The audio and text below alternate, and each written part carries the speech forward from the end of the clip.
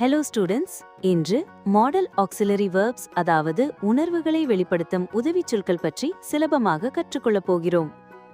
இது 10, 11 மற்றும் 12ஆம் வகுப்பு மாணவர்கள் தேர்வில் எளிதில் மதிப்பெண் பெற உதவும். மாடல் வெர்ப்ஸ் சாதாரண ஹெல்பிங் வெர்ப்ஸாக இல்லாமல் மனநிலை, அனுமதி, சாத்தியக்கூறு, விருப்பம், நிர்பந்தம் போன்ற உணர்வுகளை தெரிவிக்க பயன்படும். உதாரணத்திற்கு, மே ஐ யூஸ் யுவர் மொபைல் ஃபோன்? நான் உங்கள் மொபைலை பயன்படுத்தலாமா? இங்கு மே என்பது அனுமதி பெறும் உணர்வை காட்டுகிறது. You should not enter this way. இந்த வழியாக நீங்கள் வரக்கூடாது.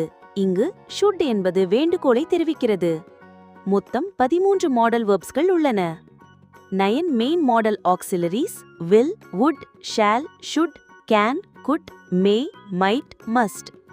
இவை முக்கியமான உதவி மாடல் வெர்ப்ஸ் ஆகும்.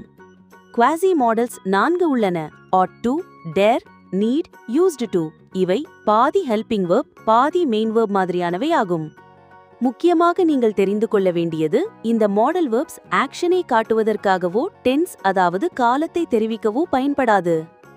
சில குவாசி மாடல்ஸ் முக்கிய வினைச்சொற்களாகவும் வரக்கூடும். உதாரணமாக, ஐ நீட் அ புக். இங்கு நீட் என்பது ஒரு மெயின் வெர்பாக செயல்படுகிறது. தேர்வில் கவனமாக இருங்கள்.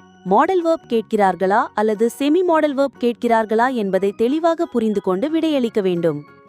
உணர்வை நோக்கி சரியான ஹெல்பிங் வெர்பை தேர்ந்தெடுக்கவும். மாடல் வெர்ப்ஸ் சிறிய வார்த்தைகள்தான், ஆனால் பெரிய வேலையை செய்கின்றன. இந்த வீடியோவை பிடித்திருந்தால் லைக் பண்ணுங்க, ஷேர் பண்ணுங்க, சப்ஸ்கிரைப் பண்ண மறந்துடாதீங்க.